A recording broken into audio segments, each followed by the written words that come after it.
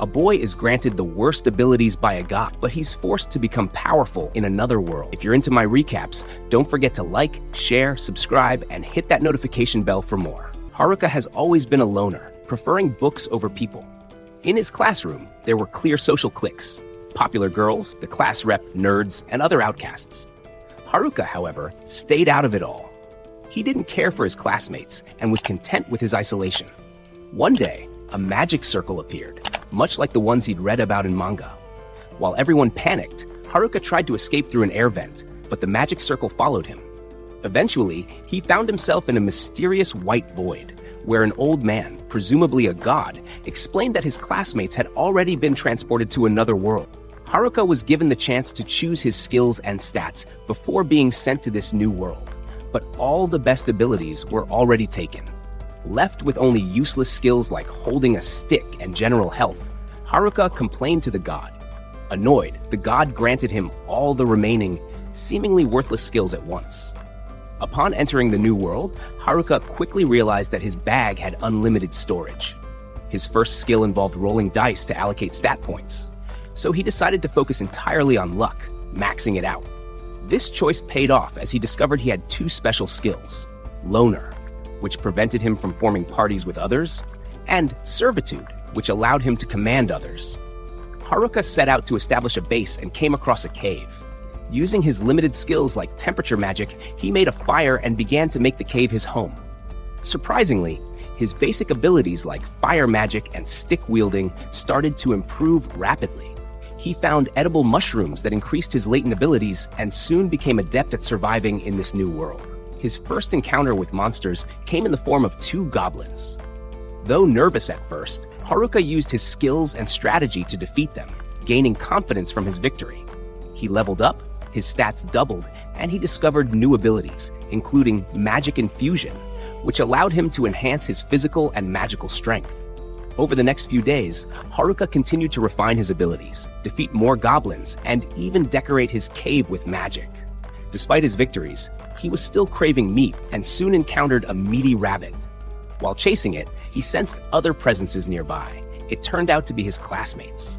First, he spotted the delinquents, then the jocks, nerds, and finally, the popular girls.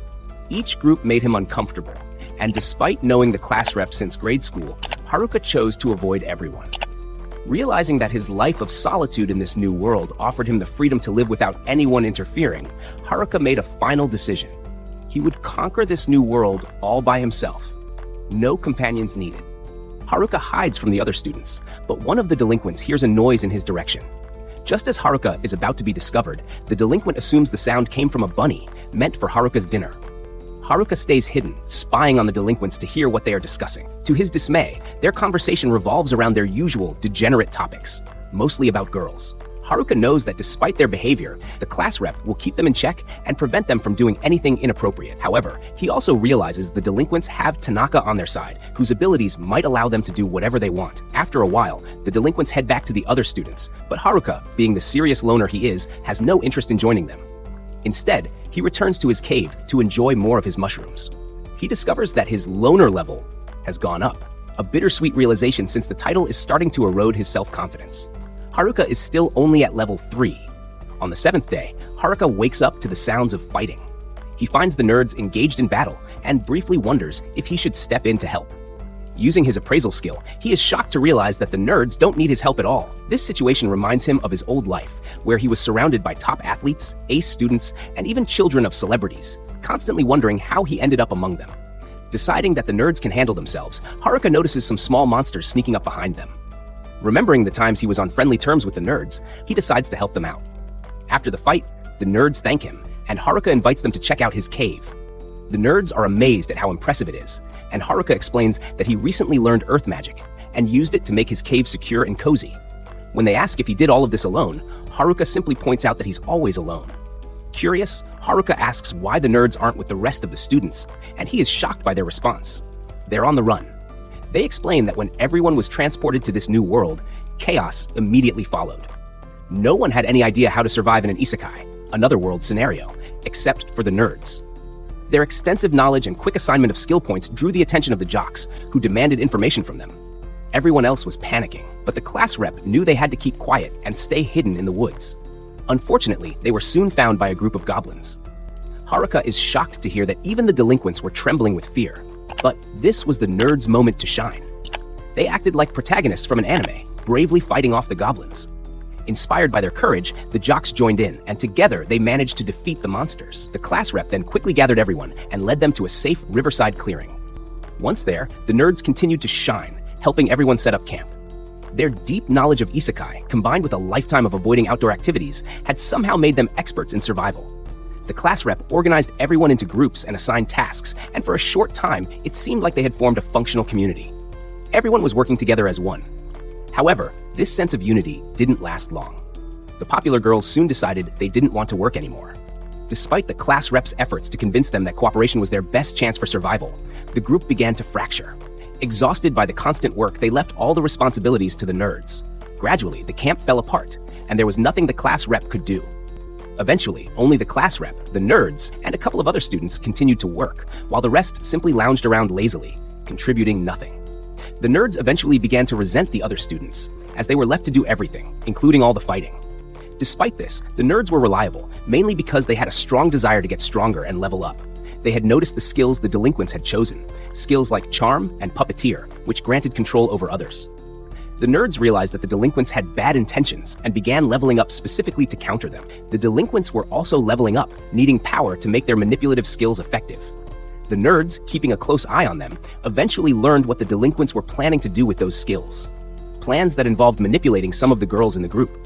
The nerds quickly informed the class rep, and she decided that she too had to become stronger to protect everyone. Unfortunately, the delinquents managed to reach the level requirements for their skills soon after. Just when the class rep happened to run into them, things seemed dire. But before the delinquents could act, they were swiftly taken down. The nerds had anticipated this moment and used their sealing abilities to neutralize the charm and puppeteer skills. They exposed the delinquents' vile plans, which led to the delinquents fleeing from camp. However, the delinquents eventually returned, with seeking revenge. Armed with weapons, they destroyed the camp and declared that they would return later to cause even more chaos. Strangely, the nerds were blamed for everything that had happened. The popular girls, who the nerds had saved from becoming puppets, were the first to turn on them, and the other students soon followed. Although the class rep and a few other students took the nerds' side, it was overwhelming, and the nerds decided to leave. Haruka felt really bad for the nerds, so he threw a mushroom party to lift their spirits. He even spent the following day with them, and during that time, he realized that maybe being a loner wasn't the only way to live. Eventually, the nerds decided to leave, inviting Haruka to join them as they sought a nearby town to start their adventure. Though Haruka admitted to himself that he felt closer to the nerds than any other group, he surprised everyone by declining their offer. He knew that his poor stats would only hold them back, so he wished them well and sent them on their way. The nerds, however, seemed worried about the class rep, and this prompted Haruka to decide to go check on the other students. On his way, Haruka was confronted by a kobold, but he managed to knock it out with a punch. When he reached the campsite, he was surprised to find it empty. Using his enemy detection skill, he noticed some footprints and decided to follow the trail, which led him to find the popular girls. Panicking, Haruka turned to head home and cook dinner, but the girls stopped him, insisting that they just wanted to talk. Haruka wasn't interested. Being around them was the exact opposite of the peaceful solitude he enjoyed. He tried to run, but the girls politely asked him to stop, even saying, "Please," which completely shocked him. They explained that they were looking for the nerds, not to make them work again, but to apologize. They had realized they owed their lives to the nerds. Haruka was skeptical, knowing these girls had likely never apologized to anyone in their entire lives. But they seemed serious. He broke the bad news that they probably wouldn't be able to catch up to the nerds, but they insisted on knowing where they had gone. Haruka pointed out that they wouldn't make it out of the woods in their current state. They didn't even know how to fight. The girls looked discouraged, but Haruka demanded to know if they were really going to give up. He wanted to see if they were truly serious about apologizing to the nerds, and in his own way, he thought of testing them. Unfortunately, his harsh motivational tactics backfired, and the girls started crying. They simply wanted to apologize to the nerds, but now, which activated his domination skill. This made him the leader of the girls, and Haruka was left bewildered by how it all happened. The girls began to follow him around like lost puppies, with hollow, obedient expressions. It became even more unnerving when they started finishing off monsters without saying a word, returning with crystals dropped by defeated monsters as if they were retrieving a toy. Haruka tried to heal them, but they only healed him in return, despite him not needing it. He feared what the class rep would say if she saw this strange dynamic and began to wonder how he could cancel his domination skill. Just then, the class rep found them, but Haruka, deep in thought, didn't notice her at all. She had to force him to acknowledge her presence. Meanwhile, the delinquents somewhere else began plotting again, and they decided that their first priority was to get rid of their biggest threat. Haruka is startled when the class rep screams, but she quickly reminds him that they've been friends since grade school. She's accompanied by the other girls, though the class rep is more concerned about what happened to the popular girls. Haruka doesn't know how to explain that the girls have fallen under his control. He barely understands it himself. Finally, Haruka confesses that the girls have become his servants, which infuriates the class rep. She points out that the domination skill is supposed to work only on monsters. Haruka tries to explain it was a mistake, but none of the girls believe. Feeling trapped, Haruka decides to leave, but the girls stop. Haruka, a loner at heart, just wishes he could go home alone. In the meantime, Haruka decides to practice it.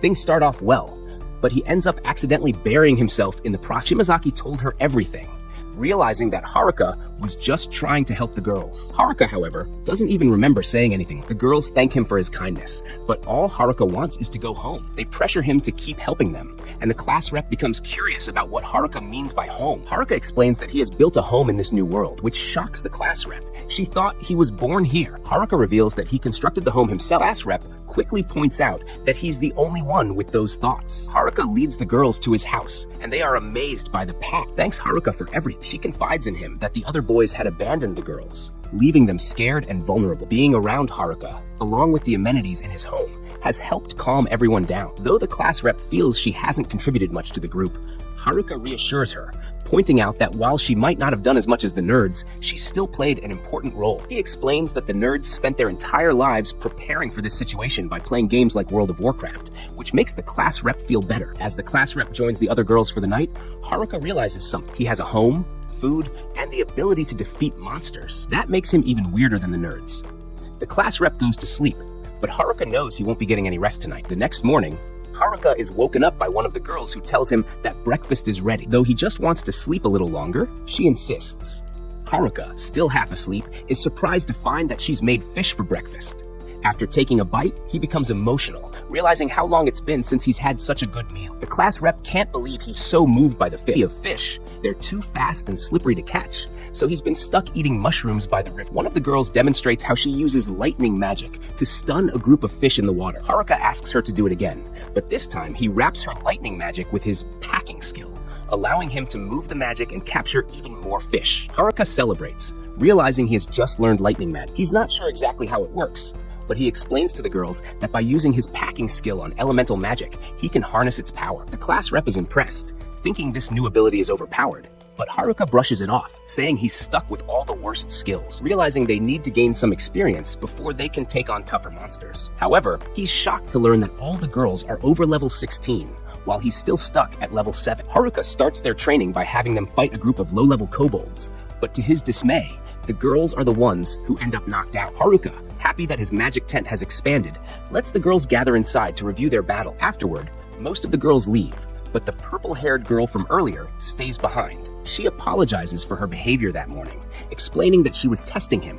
The other boys had tried to attack her, so she wanted to see if Haruka was the same. She admits that Haruka is different. He's given them a place to stay, food to eat, and even fight the kobolds again. The class rep tries to tell them they're not ready and need more training. After another round of practice with some goblins, the girls feel confident enough for a rematch. Haruka is concerned, and his fears are confirmed when several girls are knocked out or pretending to be sick. Despite this, some of the girls manage to team up and defeat the kobolds, celebrating their victory. Relieved, Haruka thinks he can finally go back to his loner life. However, he's shocked when the girls declare they're all going to town together. Haruka decides to leave the purple-haired girl behind, but the class rep insists they aren't going over. As they set out on their journey, Haruka warns the class rep that anything could happen. He remains optimistic, declaring that they just need to keep their wits about. Meanwhile, elsewhere in the forest, another student is running for his life. He trips over a tiny pebble and is caught by the person chasing. The man, begging for his life, insists that he doesn't have the skills the stranger is looking for, but his pleas are ignored.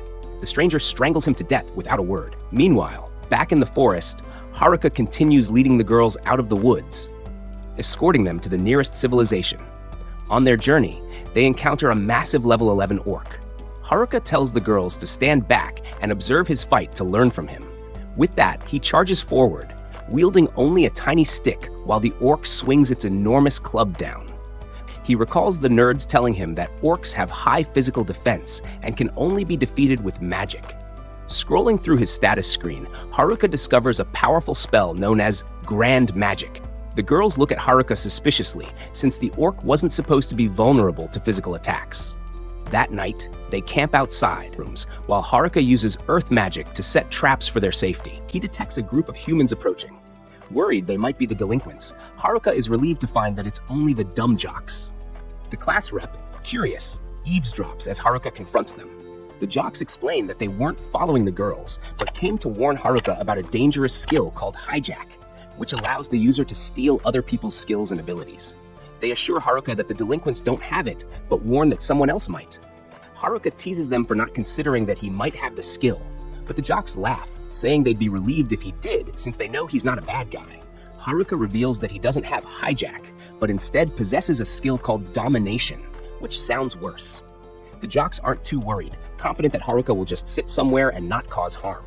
They leave after asking him to apologize to the girls on their behalf for not standing up to the delinquents. The next morning, as Haruka prepares the group to continue through the forest, the class rep apologizes to him, revealing that she knows about the conversation with the jocks. Haruka realizes that she's the one with the hijack skill, though she asked the nerds to keep it secret. He assures her it's not a big deal and that the nerds didn't steal it from her because they trust her. This makes the class rep emotional, and Haruka, flustered, runs away, claiming innocence. Later, as they continue their journey, Haruka decides to cheer everyone up by selling fresh fruit juice. One girl jokes about paying in another way since she doesn't have any money, but the class rep scolds Haruka for being a pervert, and he stops selling the juice, making the girls pout. They eventually reach a river where Haruka scouts ahead, using physical enhancement and weight magic to lighten himself. He gets a good view of the forest from above, but crashes to the ground after realizing he doesn't know how to land safely.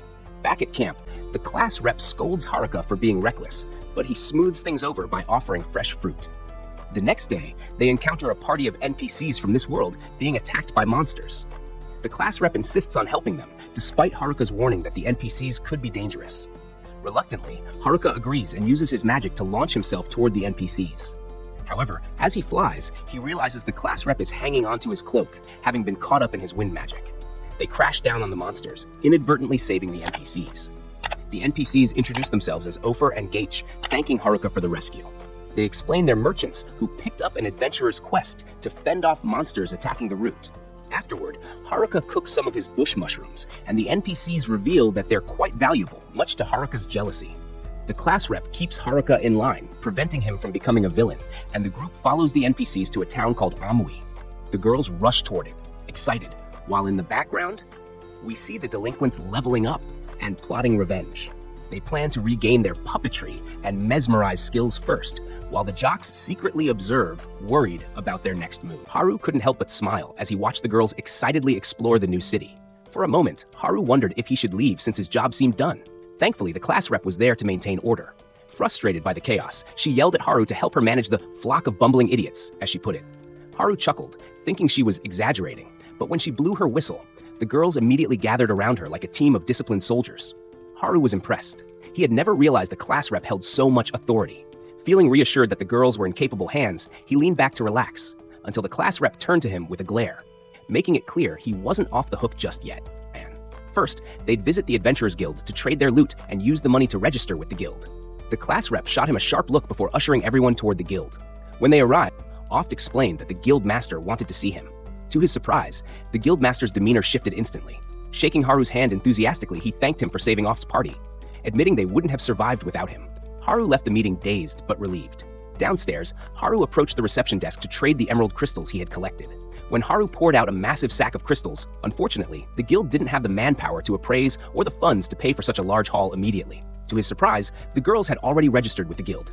The adventurers were shocked to learn most of them were already level 30, far surpassing expectations. Haru grinned knowingly. He had trained them well enough to take on level 40 adventurers if needed.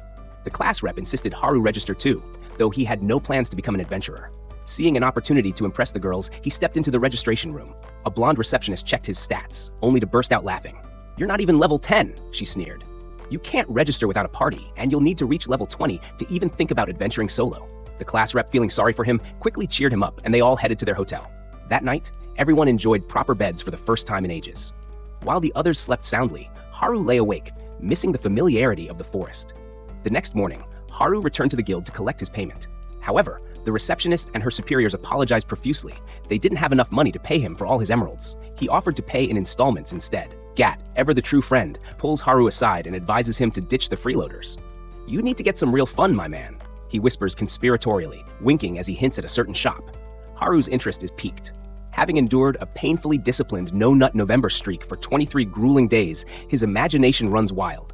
Despite the class rep's protests, Haru follows Gat into the city, drooling at the thought of what awaits.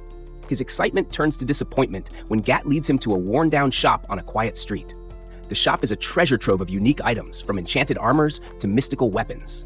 Enthralled, Haru goes on a shopping spree, loading his cart with everything that catches his eye.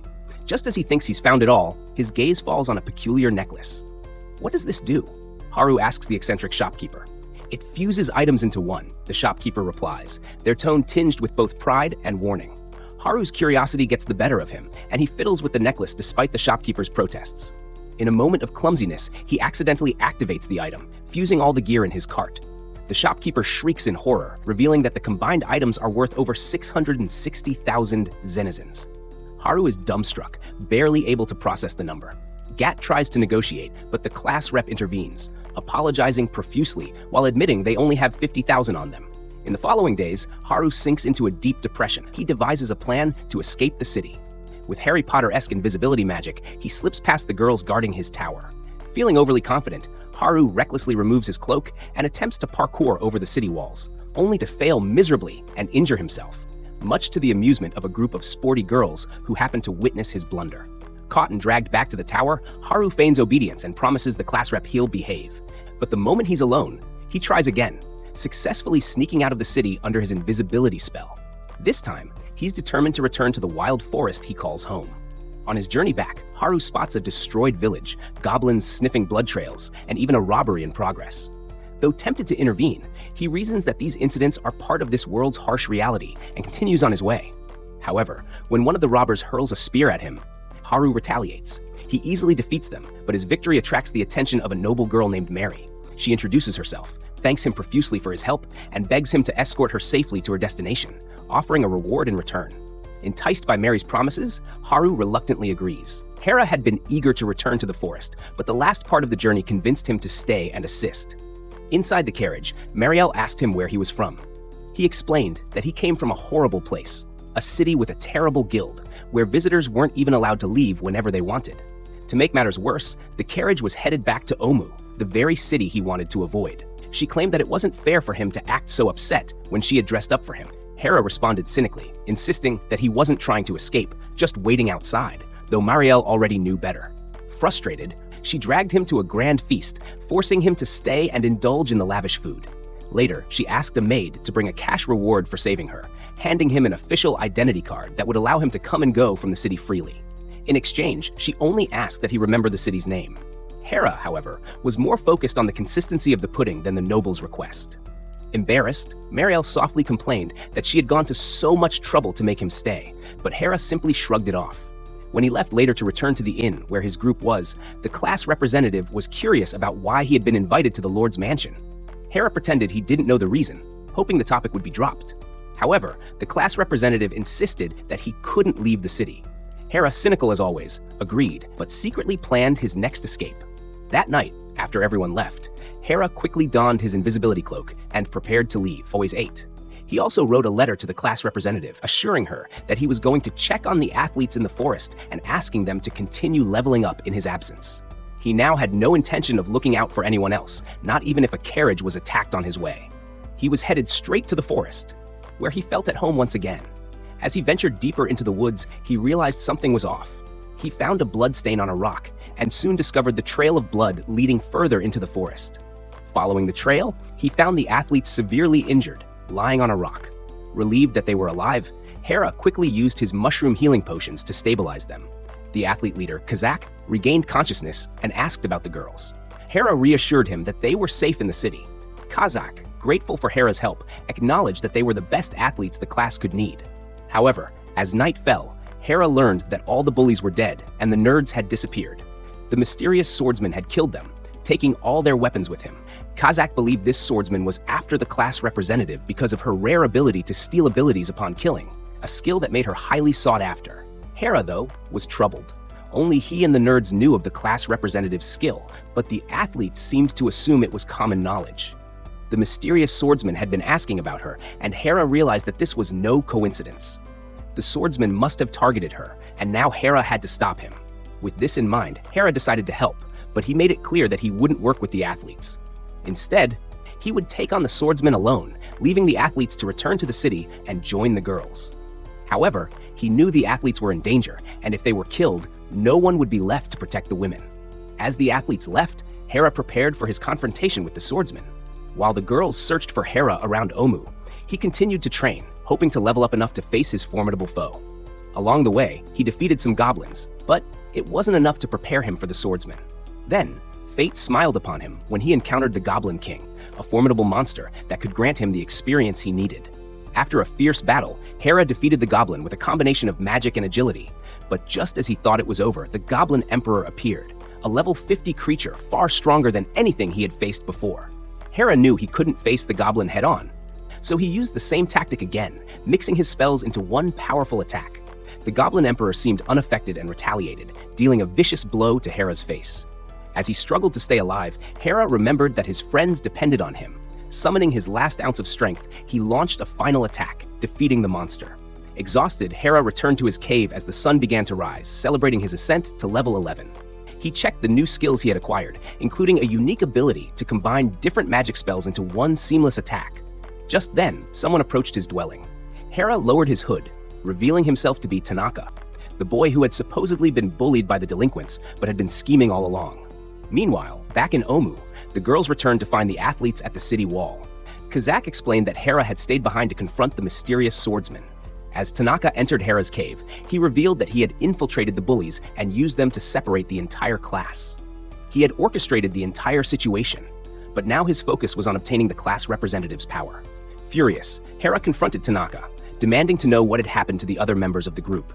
Tanaka coldly revealed that they were all dead. He then stopped the small talk, eager to reach the class representative and her overpowered ability. Hera, seeing through his plan, raised his weapon, determined to stop Tanaka before he could do any more damage. Tanaka, with a smug grin, lifted rocks from the ground, creating a cloud of dust to show off his power. The battle was about to begin. Thanks for watching this recap. Don't forget to subscribe for more videos, and let us know in the comments which anime you'd like us to cover next.